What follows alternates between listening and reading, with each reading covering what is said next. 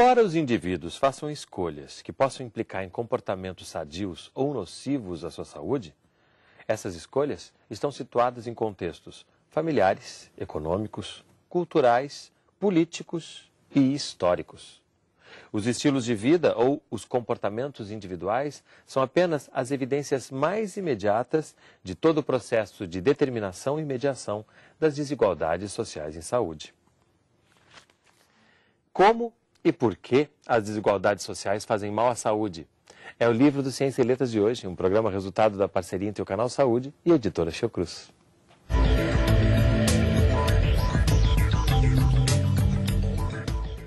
Conversa comigo, no estúdio do Canal Saúde, a autora do livro, Rita Barradas Barata, doutora em Medicina Preventiva pela USP e coordenadora de saúde coletiva do CAPS. Seja bem-vinda, Rita. Obrigada. Lendo o livro, uma das primeiras informações que a gente tem é que as desigualdades sociais em saúde não são propriamente uma novidade, né? Já se fala há muito tempo dela e você até marca o finalzinho do o início do século XIX, com o surgimento do capitalismo, uma época muito importante para essas desigualdades começarem a ser tratadas, né? Por quê? O que acontece aí? O que acontece que modifica um pouco a percepção dessas coisas no início do capitalismo é que a sociedade burguesa é a que, pela primeira vez na história da humanidade, defende um lema de igualdade e fraternidade, que era o lema da Revolução Francesa, não é? Só que o capitalismo não permitia a concretização desse lema na vida real. O capitalismo acirrou o empobrecimento das populações trabalhadoras, não é? Então você tinha uma contradição entre aquilo que se pregava no nível ideológico e aquilo que era a vida real das pessoas. É nesse momento que surge a medicina social. A preocupação de pessoas que trabalhavam na área da saúde com enfrentar essa situação que ficou muito evidente, não tinha mais como ser escondida. Nas épocas anteriores era como se fosse natural que um servo tivesse uma condição pior que um senhor. Mas quando a gente coloca algumas questões humanas, né, tudo isso começa a ficar mais relativo, né? Exatamente. Esses ideários que existiam nessa época são contrastantes com o dia a dia, né? Uma coisa que se a gente puxa um pouquinho mais para o hoje, a gente também ainda vê muita contradição, né? Porque hoje em dia também se sabe, cada vez ainda mais se fala sobre as desigualdades sociais de saúde e muito dificilmente se consegue mudanças com rapidez, né? Como é que a gente pode agora trazer para cá e ver com um conceito claro, mas com algum tipo de, não sei se essa palavra pode ser usada, um tipo de manipulação desses conceitos de acordo com os objetivos?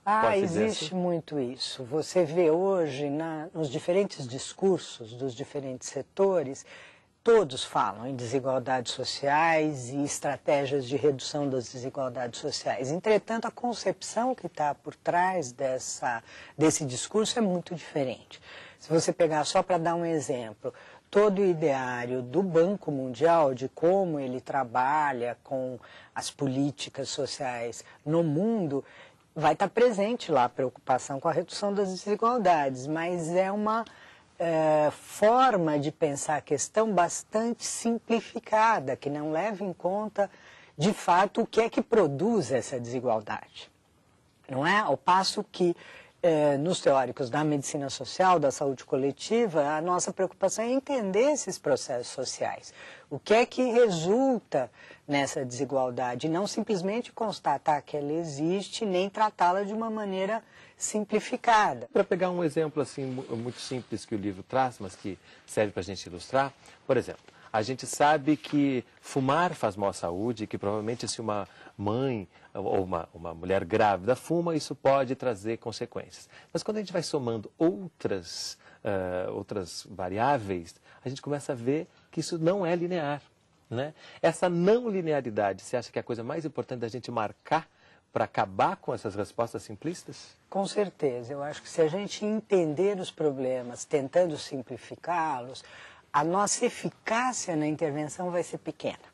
E esse exemplo que eu trago no livro e que você comenta é muito bom nesse sentido. Fumar certamente é algo nocivo para a saúde em vários aspectos e nesse aspecto em particular de ser fator de risco para crianças de baixo peso está bastante comprovado. Só que isso é modulado pela classe social. não tem o mesmo impacto sobre a saúde se a mulher fumante é do proletariado ou é da burguesia. Por quê? Porque ela tem outras condições de vida que acabam se combinando positivamente ou negativamente com essa característica do fumar. E se eu for tratar dessa questão simplesmente querendo convencer as mães a não fumarem, eu não vou resolver o problema. É claro que isso é importante, mas isso resolve um pedaço. O outro pedaço, que é a desigualdade social, ela requer políticas muito mais complexas do que simplesmente convencer as pessoas a não fumar. E eu acho que daí a gente então lembra, a gente abre o programa falando justamente isso, né, que os comportamentos individuais, eles são importantes, mas eles são apenas uma parte da compreensão desse processo, né, uma parte da mediação, né, dos determinantes sociais de saúde. E a gente percebe que muitas vezes a gente é bombardeado, né, com mude a sua maneira de viver, porque isso resulta, claro que quanto mais saudável a gente conseguir levar a vida melhor, mas não basta, né? A gente não pode ser responsabilizado a esse ponto, né? Exatamente. Aí está uma das grandes diferenças entre a política adotada principalmente pelos países que têm uma perspectiva mais liberal em relação a esse assunto, na questão liberal como posição política, né? De que os indivíduos por si e em si são responsáveis pelas suas escolhas, sem considerar que a sociedade na sua organização põe um limite para isso. Você não é completamente livre para escolher como viver a sua vida. Não é? Então, você não pode ir a determinados lugares, você não tem acesso a determinados bens, você não tem acesso a determinados serviços de saúde, por exemplo, né? É isso que a gente quer chamar a atenção, que tá bom, tem uma parte que é o comportamento individual, eu posso escolher entre fumar muito, não fumar, fumar pouco, mas até que ponto eu tenho esta liberdade como um ser isolado no mundo? Isso não existe, não é mesmo? A gente é muito produto de onde a gente nasceu, com quem a gente viveu, com que condições, que escolhas de fato eu pude fazer e em que medida meu comportamento é mais resultado desse constrangimento do meio e em que medida é uma escolha racional. Não é? É claro que existe em determinadas classes esse grau de liberdade maior de escolher.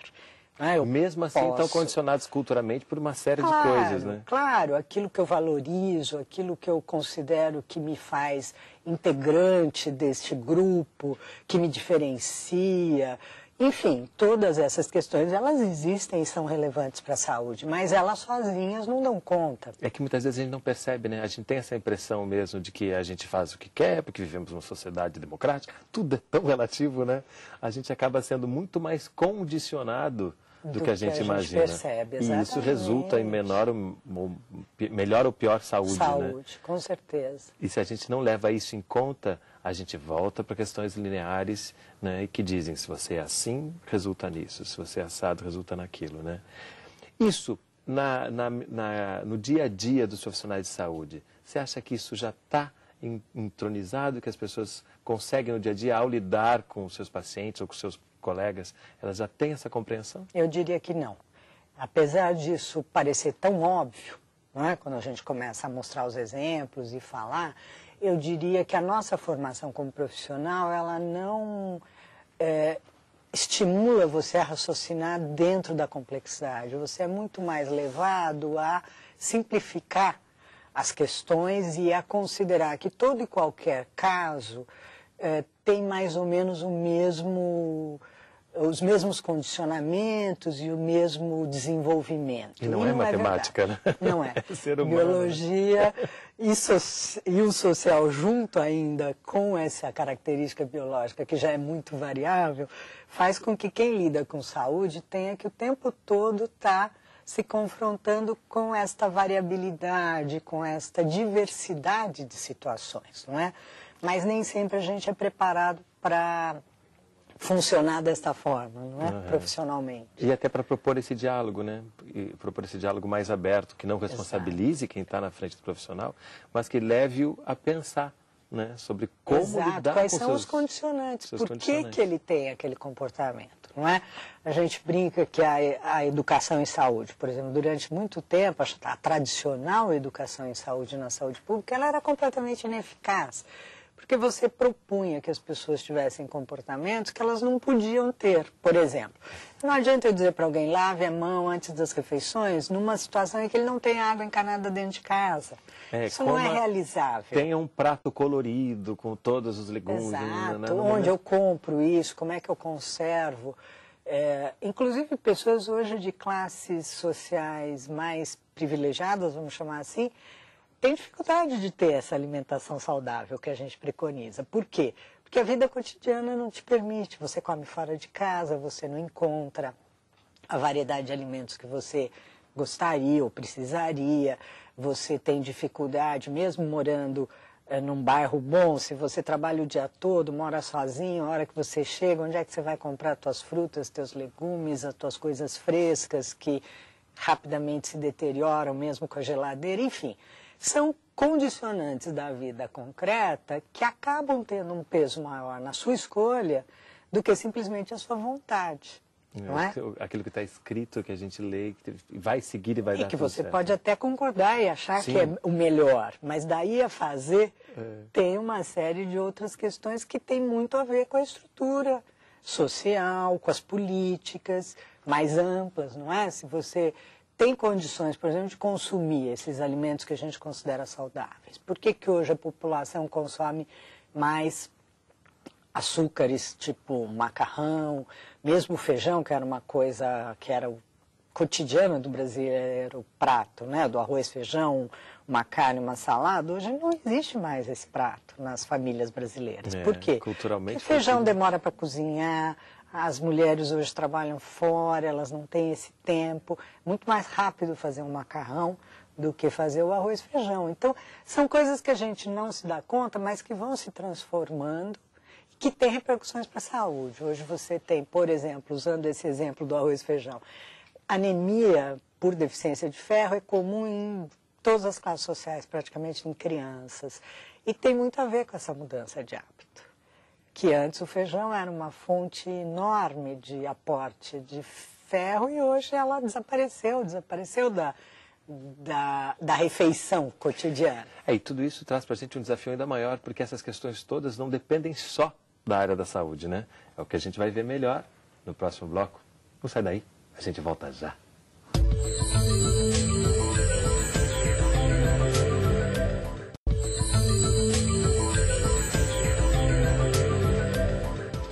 Ciência e Letras está de volta conversando sobre o livro Como e Por que as Desigualdades Sociais Fazem Mal à Saúde.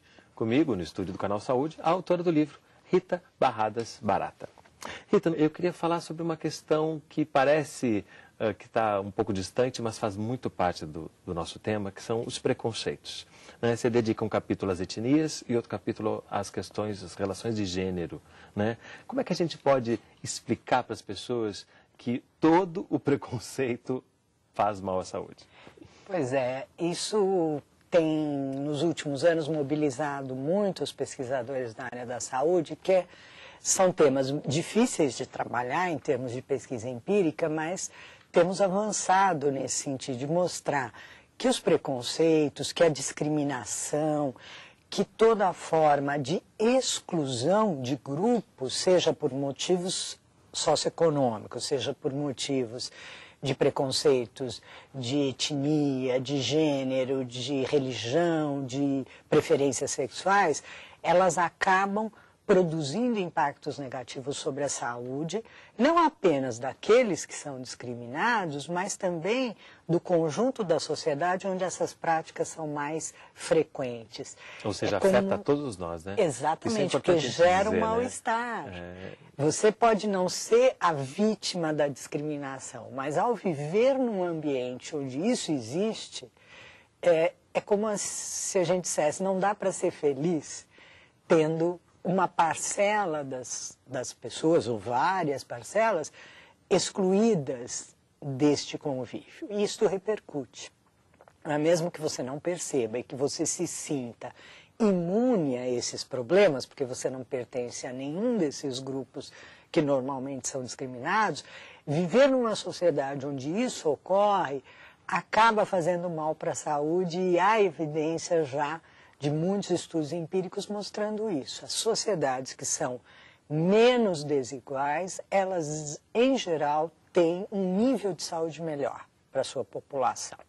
Não é? Então, não é mais só a questão individual, mas é o conjunto da sociedade. Você viver num lugar onde se pratica discriminação, onde não se respeitam as diferenças e os direitos das pessoas, faz mal para todo mundo. É bom a gente tentar, porque às vezes muitas coisas estão naturalizadas ainda, né? Por mais que se tenha avançado em todas as questões relativas às questões de gênero, às questões de etnia, ainda se naturaliza muita coisa, né? Desde uma piada simples, né, que parece inofensiva, até atos de violência, violência doméstica ou não, né, que muitas vezes a gente... Exato. Né, a violência doméstica é um dos grandes indicadores dessa intolerância, não é?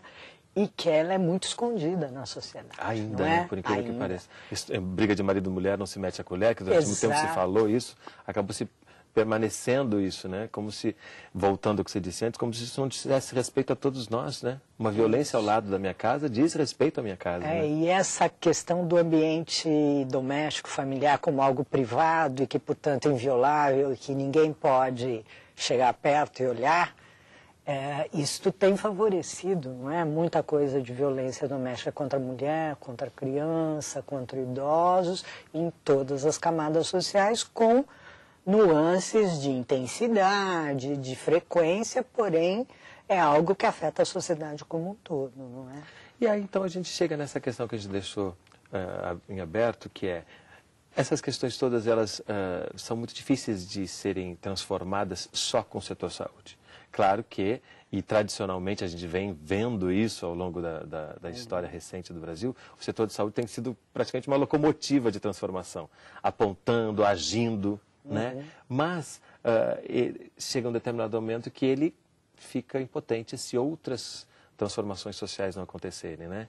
Como pensar sobre isso? Exatamente, eu acho que esse é um ponto fundamental. No enfrentamento das desigualdades, é inevitável a necessidade de políticas intersetoriais. O setor saúde tem uma parcela para fazer e vem fazendo através do SUS, mas ele sozinho não resolve, porque já também temos evidência de outros países que há muito mais tempo têm sistemas nacionais de saúde, como a Inglaterra, e que apesar do acesso a serviços estar ampliado para toda a sociedade, garantido, você não consegue, com isso, eliminar aquelas diferenças sociais geradas na própria organização da sociedade. Então, o que o sistema de saúde consegue fazer é minimizar, não potencializar a desigualdade, não agir discriminando grupos, tudo isso é fundamental. Porém, sozinho não vai equacionar o problema. Porque nós vamos precisar de outras políticas. Há casos em que, e há exemplos de países, por exemplo, em que o sistema de saúde é um outro fator de desigualdade? Existe. Por exemplo, os Estados Unidos. O sistema de saúde, e esse é um assunto bem recente, né? Tá com toda a pauta do dia mesmo. Toda a luta do Obama para tentar modificar um pouco o sistema de saúde americano. Um pouco, né? Porque tentou mais e já não conseguiu, né? Já teve que diminuir. Por quê? Porque os americanos não acham que o Estado deva se responsabilizar por garantir acesso a serviços e prevenção, nada disso, porque eles consideram que as pessoas, por seu próprio esforço, devem ter renda suficiente para comprar esses serviços. Essa é a visão do ponto de vista cultural daquele povo. E que eles tentaram vender para o mundo inteiro, né, como um país em que isso realmente dava certo. Né? E o serviço de saúde acaba reforçando a desigualdade na medida que ele exclui uma parcela muito grande da população, seja por ser migrante, seja por ser negro, seja por ser mulher, migrante e negra, enfim. O serviço acaba funcionando como uma caixa de repercussão das desigualdades que estão na sociedade. Ele não consegue, então, fazer um papel de minimizar isso através da saúde. Aqui, com o SUS, a gente está buscando exatamente isso. Nós reconhecemos que a nossa sociedade é profundamente desigual, mas nós politicamente dissemos, saúde é direito. Uma pessoa não pode deixar de ter assistência porque ela é pobre, ou porque ela é negra, ou porque ela é mulher. Então, o SUS, na verdade, ele é um esforço no sentido de ser uma política social ampla para tentar compensar. Nós sabemos que não vamos resolver só através do SUS, mas se ele puder ampliar o atendimento e não reproduzir na atuação dos serviços essas discriminações, ele vai ajudar a pelo menos corrigir, diminuir essas desigualdades. E apontar, né? Eu acho que o setor saúde ele tem funcionado muito isso, né? Como apontar os locais, os estrangulamentos, né? Essas desigualdades, para que haja realmente uma transformação maior, né? E aí, voltando aos princípios do SUS, né? Universalidade, integralidade e equidade, né? Atender a todos, atender todas as questões. E equidade, que eu acho que é um conceito tão importante quando a gente fala de desigualdade, né? Como é que a gente pode explicar a equidade para as pessoas? Equidade é o mais difícil de todos, não é? Porque equidade é um princípio que a primeira formulação dela está lá no Aristóteles, que é a ideia de que você deve pedir a cada um de acordo com as suas capacidades e com as suas possibilidades. E esta é a ideia do SUS. Eu não vou dar igual para todos, eu preciso dar mais para quem precisa mais. E aí é que está o desafio, não é? A ideia da igualdade ela é mais simples se a gente pensar em dividir o que temos por todos. Mas isso não resolve o problema, porque alguns já têm mais, né? E outros já têm menos. Se eu der igual para todo mundo, eu não mudo essa situação inicial. Então, a equidade, o desafio grande é esse. Quem precisa mais, precisa receber mais.